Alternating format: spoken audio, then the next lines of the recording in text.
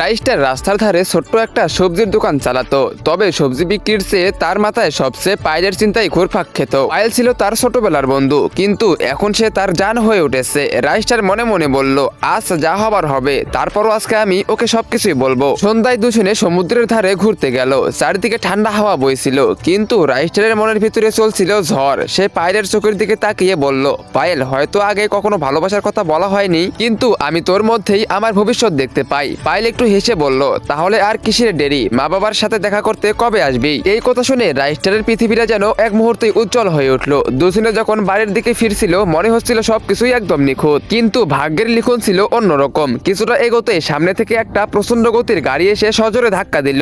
এক পলকে সব উলটপালট হয়ে গেল। কিছুক্ষণ পর রাইস্টারের জ্ঞান ফিরলে সে দেখলো পায়েল অনেক আহত অবস্থায় মাটিতে পড়ে আছে। রাইস্টার চিৎকার করে উঠল, পায়েল আমার জান, ওঠ না! কিন্তু পায়েল নিথর হয়ে শুয়েছিল। দ্রুত পায়েলকে হাসপাতালে নিয়ে যাওয়া হলো। চেকআপের পর ডাক্তার বললেন, পায়েলের দুটো পাই কেটে ফেলতে হবে, ও আর কখনো হাঁটতে পারবে না। এই কথা শুনেই রাইস্টারের বুক ফেটে যাচ্ছিল। ঠিক তখনই পিছন থেকে কারো জানি হাসির শব্দ শোনা গেল। তো গাইস, এরপর কি হতে চলেছে? আসলে কি পায়েলের দুটো পাই কেটে ফেলতে হবে আর সে কি কখনো হাঁটতে পারবে না? আর আসলে কি এটা দুর্ঘটনা ছিল, নাকি কেউ পরিকল্পনা করে এরা করেছে? তোমরা সেটা দেখতে পারবে পার্ট 2 তে। পার্ট 2 দেখতে হলে ভিডিওতে লাইক করে কমেন্ট করো। পার্ট 2।